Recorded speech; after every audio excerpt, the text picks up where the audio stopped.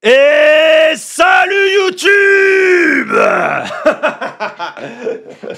Et salut YouTube, merci d'être avec nous, merci de regarder les vidéos, merci de les commenter, merci à toutes celles et ceux qui soutiennent sur Tipeee, le lien est juste sous la vidéo. Je vous rappelle que je ne fais pas de publicité et que je vis grâce à votre soutien sur les réseaux, donc n'hésitez pas évidemment à envoyer un petit coup de pouce. Et en plus de ça, on est 35 000, mais c'est extraordinaire, 35 000 personnes aujourd'hui qui sont abonnées à la chaîne YouTube, vous régalez, merci pour la force. Et tout de suite, on attaque avec le sujet du jour. On va parler, et ça c'est très étonnant, personne ne s'y attendait, on va parler football. Samedi, j'ai étonnamment regardé du football. J'ai regardé la finale de la Ligue des Champions, donc PSG Inter Milan. Personnellement, je suis pas la personne la plus fascinée par le foot, mais je dois dire que là, il y avait une petite hype, une chance un peu extraordinaire que la France remporte enfin une deuxième Ligue des Champions. Donc je me suis dit, allez, je vais y jeter un œil.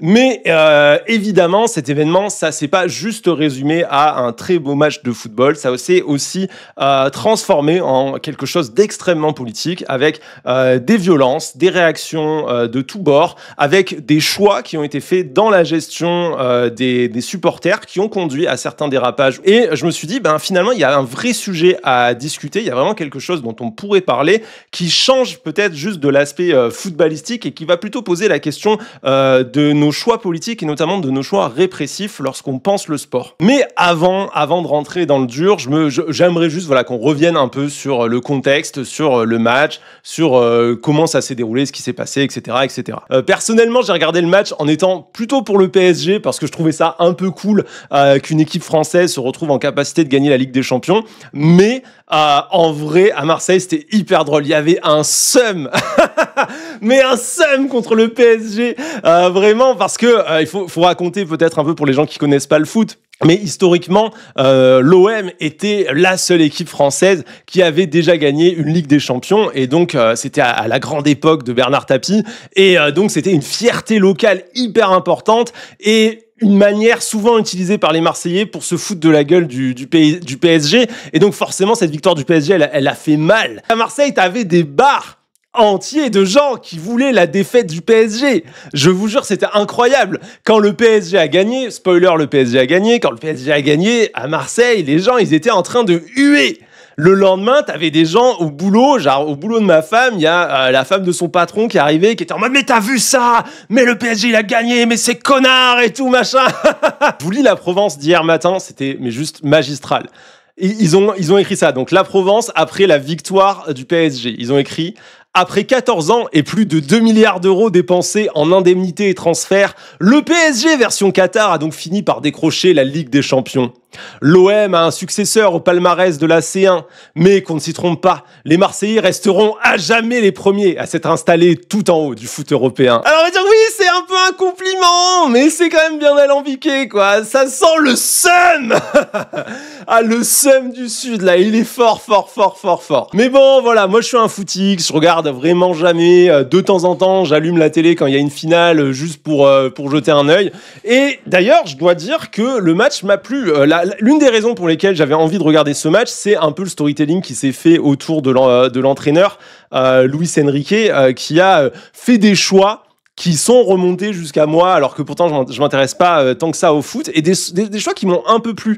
En fait, si vous voulez, avant le PSG, c'était le star system à fond, c'était des stars internationales, Neymar, Messi, Mbappé, hyper mis en avant, et je trouve perso que, en fait, moi, c'est pas mon délire, quoi. Je trouve que ça finit par faire un foot hyper cynique, avec des grosses stars qui jouent, en fait, pour leurs sponsors. Enfin, tu vois vraiment que t'as un gars qui bouffe toute l'équipe et le jeu, ça devient tout le monde fait la passe à bidule pour qu'il ait son moment de gloire pour faire plaisir aux sponsors. Et perso, moi, ce que j'aime dans le foot, les moments que je trouve beaux quand je regarde un match de foot, ce qui m'impressionne, c'est toujours le collectif. C'est vraiment un peu plutôt la synergie d'équipe où t'as l'impression qu'il y a un lien télépathique, tu vois, entre les joueurs. Ils sont tous là où il faut, quand il faut, ils sont tous au service les uns des autres. Et franchement, c'est ça que j'ai vu hier.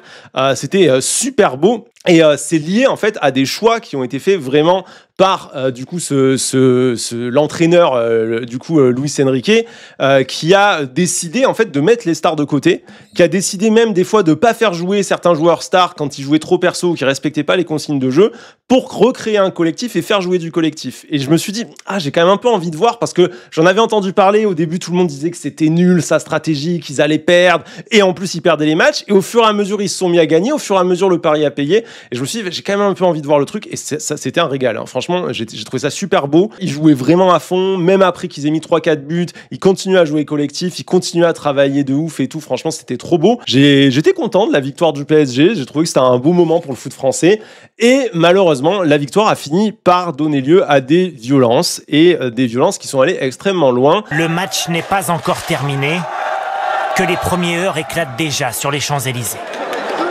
Deux jeunes supporters, parfois masqués, font face au canon à eau des forces de l'ordre. En quelques minutes, la situation se tend. Les gaz lacrymogènes se répandent sur l'avenue, les CRS chargent, les interpellations sont musclées. Alors que du mobilier urbain prend feu, certains conducteurs semblent perdre raison. Ici, un vélo est violemment percuté. Le même genre de collision a coûté la vie au conducteur d'un scooter de 23 ans hier soir. Mais wesh!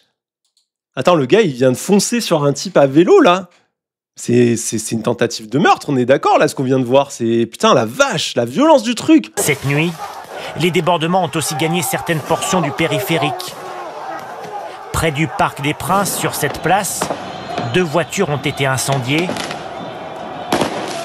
4 commerces ont été pillés.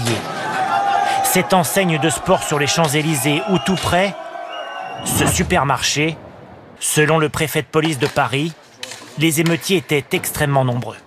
Les personnes qui étaient manifestement là pour s'en prendre aux forces de l'ordre, commettre des pillages, des dégradations. Cette population se chiffre à plusieurs milliers de personnes. À Dax, enfin, lors d'une bagarre ayant éclaté à la sortie d'une fan zone de la ville, un adolescent a été mortellement blessé par 3 coups de couteau. Les circonstances de la rixe sont encore à éclaircir. C'est triste, en fait, c'est vraiment triste. Il y avait une effervescence et une joie collective incroyable. Et quand on fait ces bilans, c'est horrible. Alors, je vous résume rapidement en 2 mots. Selon l'AFP, donc, un adolescent de 17 ans a été tué à coups de couteau dans la nuit de samedi à dimanche à Dax, dans les Landes. À Paris, 15e arrondissement, un jeune homme de 20 ans qui conduisait un scooter a été percuté par une voiture et a succombé à ses blessures. Et selon le parquet de Grenoble, à Grenoble, 3 ou 4 personnes d'une même famille ont été blessées, dont 2 grièvement après qu'une voiture a heurté la foule célébrant la victoire après une perte de contrôle du véhicule. Plus de 200 personnes ont été blessées et ça compte, par exemple, ce qu'on a vu là, c'est ce moment surréaliste où un automobiliste a juste foncé sur un jeune à vélo. Enfin, c'est des comportements qui peuvent juste tuer, quoi, vraiment quelqu'un. Personnellement, voilà, si je devais commencer par quelque chose, c'est qu'il y a là dans ces violences, il y a des choses qui sont tout à fait inacceptables, qui j'espère que les auteurs seront retrouvés. Vraiment, c'est absolument anormal que ça arrive. Maintenant, il faut vraiment se poser la question de comment est-ce qu'on en arrive là? Qu'est-ce qui finit par produire une soirée comme celle-ci? Pourquoi est-ce qu'on se retrouve dans une situation où, après un événement extrêmement positif, qui est celui de la première victoire du PSG en Ligue des Champions, on en arrive à avoir des morts et des violences à travers toute la France? Le premier point, je pense qu'il faut avoir en tête, c'est de comprendre que tout ce que l'on a vu là, toutes ces violences-là, elles ne sont pas nouvelles du tout.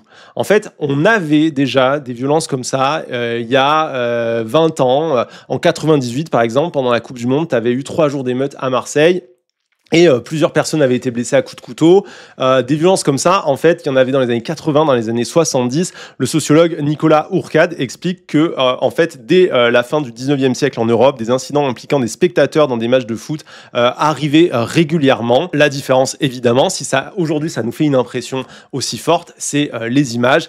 Avant, quand ça survenait, c'était un titre dans la presse régionale, quelqu'un poignardé à Dax, quelqu'un poignardé par-ci par-là, etc. La circulation de l'information était plus lente. On n'avait pas instantanément, dès le lendemain, des images qui nous arrivaient et qui nous disaient regardez, après la victoire du PSG, il y a eu ça, il y a eu ça, il y a eu ça, il y a eu ça, à travers tout le territoire, ce qui donne un effet de masse. Mais en réalité, ce que l'on voit aujourd'hui autour de la victoire du PSG, c'est un phénomène qui est continu et qui est profondément lié au football dans son ensemble et à l'ambiance particulière qu'il y a autour des gros matchs de foot et des grandes victoires au foot. La première question qu'on devrait donc se poser, ça devrait être une question systémique. Ça devrait être de se dire, mais pourquoi aujourd'hui le football et la gestion sécuritaire du football n'arrivent ni à endiguer la violence, ni à faire en sorte que on puisse simplement, comme dans énormément d'autres sports, avoir des célébrations qui se passent extrêmement bien. Le souci, c'est qu'en fait, ce n'est pas un débat public, ça, aujourd'hui. Aujourd'hui, il n'y a pas de discussion autour de la gestion du football et des supporters de football après les gros matchs. En fait, il n'y a qu'un seul discours qui surnage, c'est un discours sécuritaire, extrêmement agressif, extrêmement violent, porté par les pouvoirs publics, qui dit il faut absolument être répressif,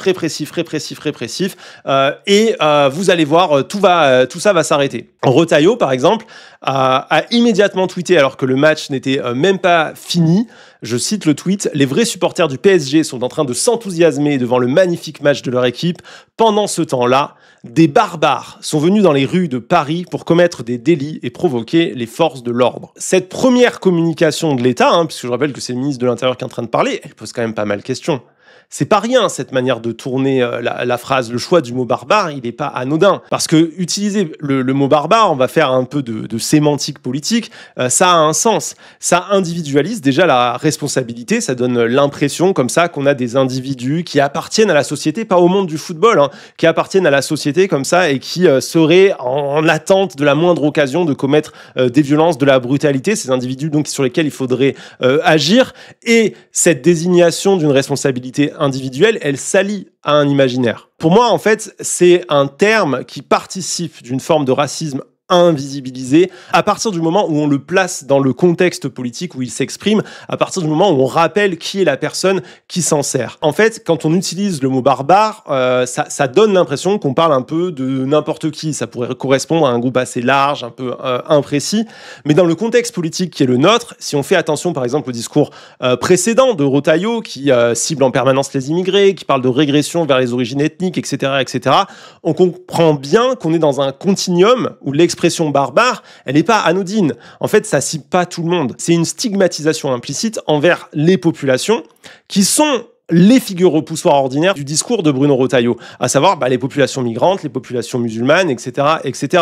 Mais c'est fait de manière, en fait, à ce que l'énonciateur, à savoir Bruno Retailleau, ne puisse pas directement être accusé de faire preuve de racisme. Il y a un jeu sur l'imprécision du terme, quoi. C'est hyper à la fois malin et à la fois hyper malsain. Ça permet à Bruno Retailleau de jouer avec un imaginaire collectif qui est que les jeunes de banlieue d'origine immigrée seraient violents, dangereux, etc. Ce qui est dans la continuité d'autres discours qu'il a tenus, où il fait tout le temps le lien, par exemple, entre immigration et délinquance, tout en pouvant se défendre en disant non mais attendez, c'est vous là, vous accusez tout le monde de racisme, c'est n'importe quoi, je n'ai pas du tout dit que c'était les groupes immigrés, etc. Pour qu'on comprenne le sens du mot barbare dans cette phrase de Retailleau, il faut le contextualiser avec sa politique globale. C'est très insidieux et finalement, ça lui permet de s'adresser à un imaginaire raciste et donc à un électorat raciste, tout en pouvant se laver les mains en disant non mais attendez, j'ai jamais dit ça moi quoi. Si on choisit de ne pas être comme Bruno Retailleau et en essayant d'avoir une approche multifactorielle, comment est-ce qu'on peut analyser la situation? Ça m'a posé moi vraiment une question qui était de me dire mais en fait oui, d'un côté évidemment je trouve ça vraiment très très con que des gens meurent, vraiment des gens sont morts parce qu'une équipe de foot a gagné. D'un autre, je me dis, est-ce que vraiment la réponse ultra sécuritaire qui a été celle qu'on a eue ces derniers jours, c'était vraiment la bonne? C'est là en fait que je suis allé creuser un petit peu du côté de travaux qui ont été produits dans la recherche autour notamment des supporters et des violences. Ce qui en ressort, c'est que sur ces questions-là, au final, c'est pas que la faute des supporters, ou en tout cas moins qu'on aurait pu le penser. Le problème vient des stratégies politiques et de ce qu'on met en place comme process de gestion du collectif autour du moment football, on va dire. Et quand on regarde quels ont été nos choix politiques, en tout cas autour de cette finale, on voit que dès le départ, Retailleau, il a choisi l'attention.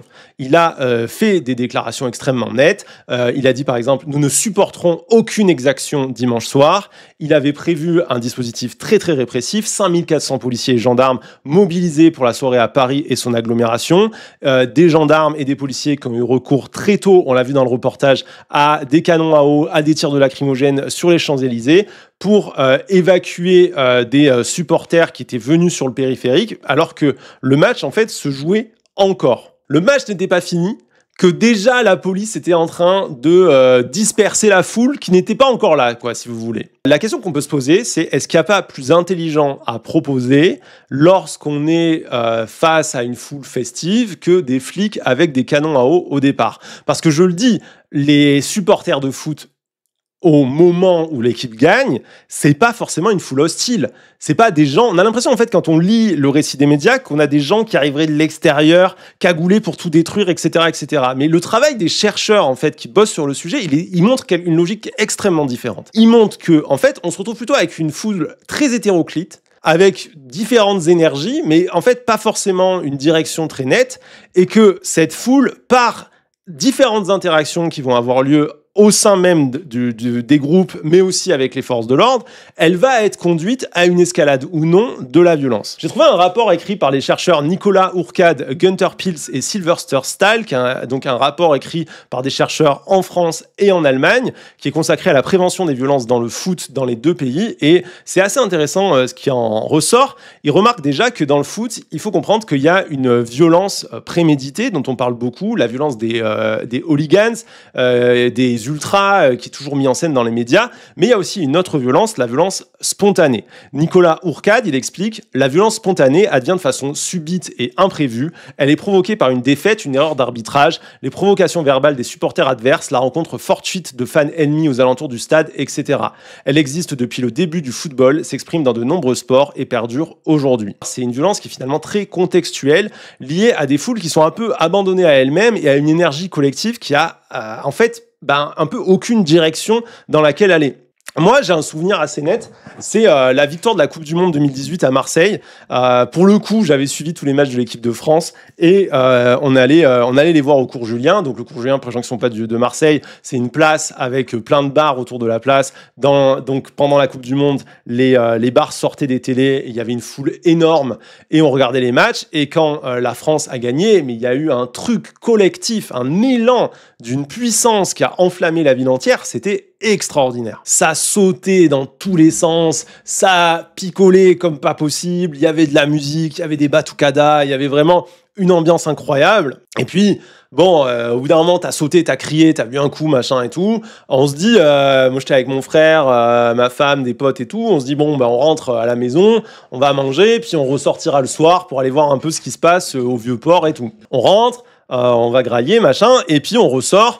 Finalement, ma femme a la flemme, elle me dit non, mais je viens pas, j'ai la flemme. On ressort donc avec mon frère et un pote, et on va au Vieux-Port à pied, et on marche full partout dans les rues, des jeunes, des vieux, de tous les côtés, nanana. Plus on se rapproche du Vieux-Port, plus la foule se resserre, plus on est nombreux, plus en fait on finit par être dans une espèce vraiment d'immense comme ça masse humaine qui est au bord de la mer pour le coup, et quand on arrive au bout, et il n'y a rien.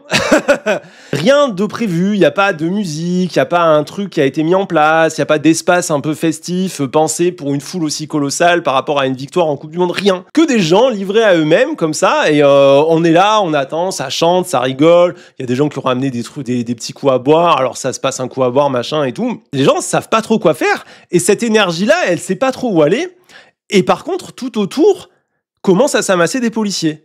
Et les policiers, en fait, ils décident progressivement de dire on va disperser.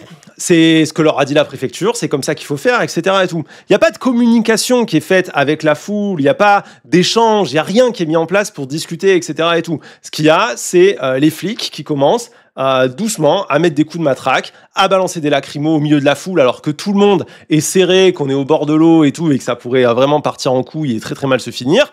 Et en fait, très rapidement, il y a des jeunes qui étaient juste là pour fêter, qui se sont retrouvés par le hasard de la vie du côté des flics, qui commencent à se prendre des tirs de lacrymo, des coups de matraque, ça les énerve, ça commence à monter, et finalement, ça dégénère. Rien de très grave, hein, ça n'a jamais fait les unes des journaux et tout, c'est juste que pendant un moment sur la place, il y a eu des petits affrontements, des échauffourées avec la police et tout. Nous, on s'est barré, on a remonté, et quand on a remonté, c'était plus du tout la même ambiance que l'ambiance dans laquelle on était descendu jusqu'au Vieux-Port. C'était une ambiance d'un coup délétère. C'était que des personnes avec le visage masqué par les t-shirts parce que on avait pris des tirs de lacrymo. C'était une ambiance extrêmement tendue où tout le monde se sentait agressé, attaqué, les gens étaient en colère. Et c'est le moment où en fait ça commence à créer en fait un effet où on est passé d'une émotion positive et collective à en fait une masse d'individus qui n'était plus un collectif tourné autour d'une victoire de foot, mais plutôt qui était humilié, agressé et qui avait une espèce de colère. Et en fait,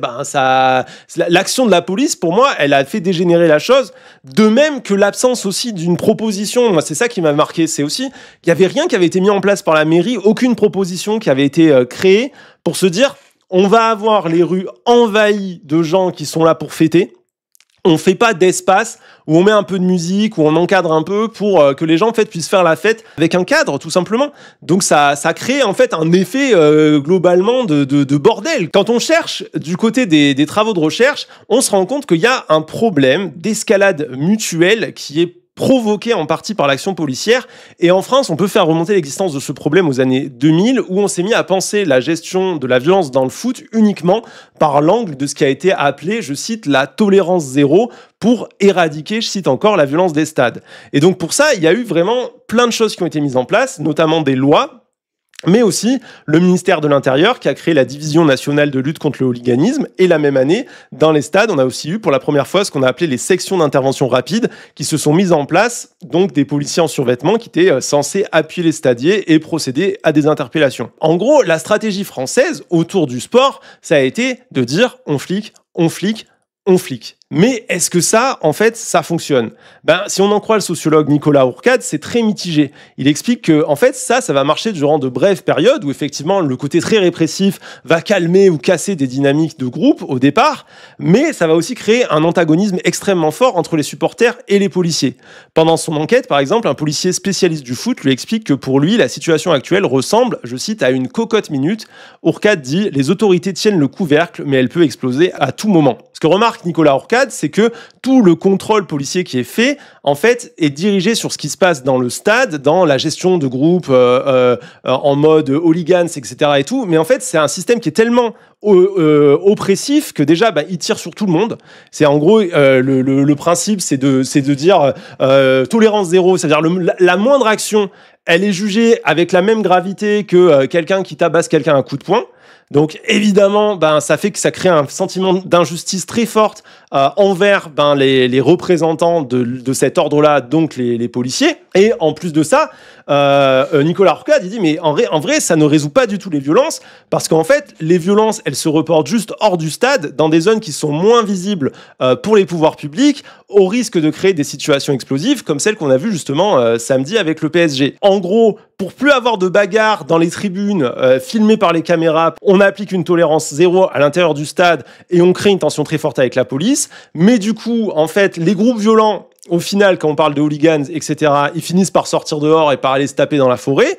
Et ça crée en plus une tension hyper forte avec les policiers parce que tout le monde a l'impression d'être traité comme un hooligan alors qu'il y a plein de gens qui sont juste là pour faire la fête. En 2010, des chercheurs avaient fait un livre vert du supporterisme qui avait été remis au secrétariat d'État au sport de l'époque.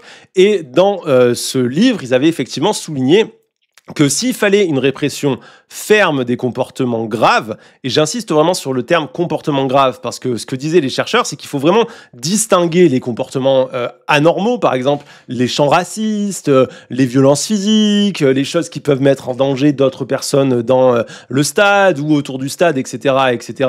Donc ils disaient oui, il faut avoir une répression autour de ces comportements et il faut de la fermeté pour éviter qu'ils se normalisent.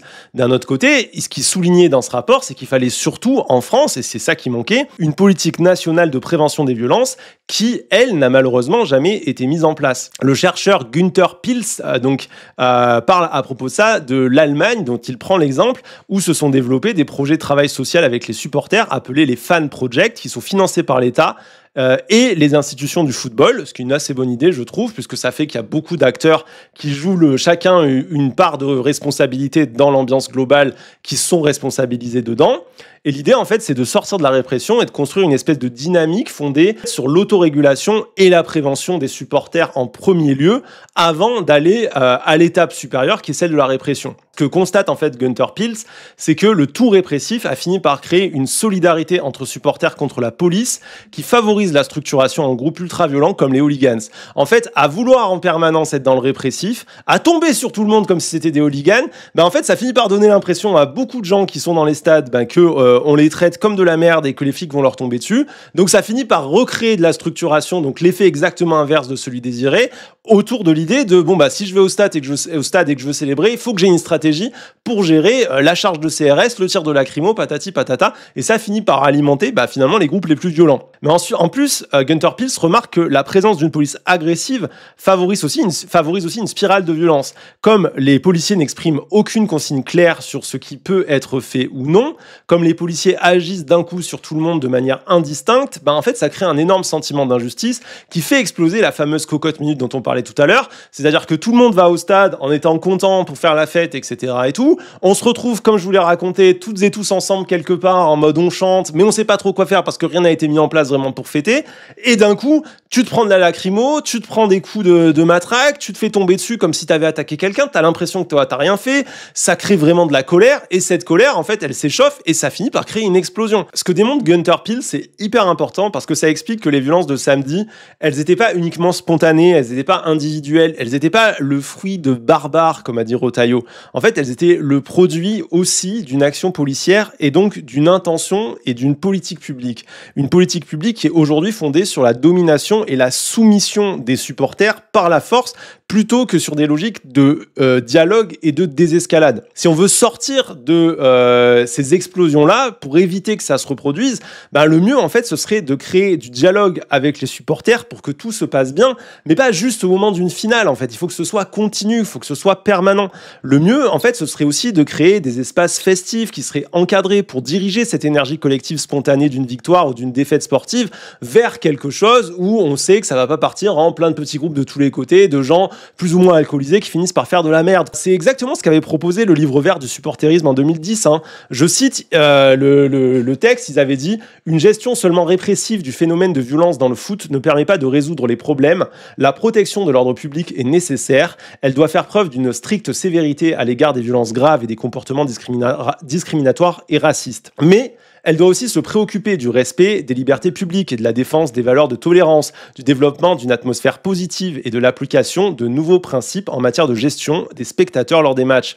Cela suppose une vision politique du problème et un projet pour le football. » Et en fait, quand tu lis ça, tu te dis, mais ça c'est en 2010, les réponses on les a. Les réponses, on les a et on a des propositions pour faire beaucoup mieux. Mais pour le moment, en France, on choisit d'ignorer toutes ces idées et simplement d'envoyer aveuglément des CRS taper sur tout le monde indifféremment pour créer ensuite des situations de tension énormes et s'étonner à la fin qu'il y ait eu des violences. Je pense qu'il ne faut pas que la joie devienne en France un trouble à l'ordre public. Je pense qu'il faut recréer des espaces où les gens puissent exprimer une joie spontanée à la suite, pourquoi pas, d'une victoire au foot ou autre chose. Parce que moi, fondamentalement, je pense pas que ce soit que lié au foot, ce qu'on a vu pendant cette soirée. Je pense que ça aurait pu être un autre événement totalement différent et qui aurait pu avoir les mêmes conséquences. Donc, il faut vraiment qu'on pose la responsabilité des pouvoirs publics dans l'explosion de ce genre de violence. Je pense qu'il faut, à un moment donné, qu'on montre du doigt des décisions qui ont été prises en amont, qui ont conduit ensuite à une intensification des violences. On doit penser, je crois, beaucoup plus sur l'ordre de la désescalade et beaucoup moins sur l'ordre de la répression, parce que la preuve est faite à chaque fois, la répression, ça ne fonctionne pas, voire pire, ça attise le feu que ça prétend combattre. Merci d'avoir suivi cette vidéo, merci à toutes les personnes qui soutiennent sur YouTube. N'hésitez pas à lâcher un petit pouce en l'air, un commentaire ou à vous abonner si vous ne l'êtes pas encore. On est de plus en plus nombreux et nombreuses, ça régale. Merci pour toute la force que vous envoyez et je vous dis à très vite. Ciao!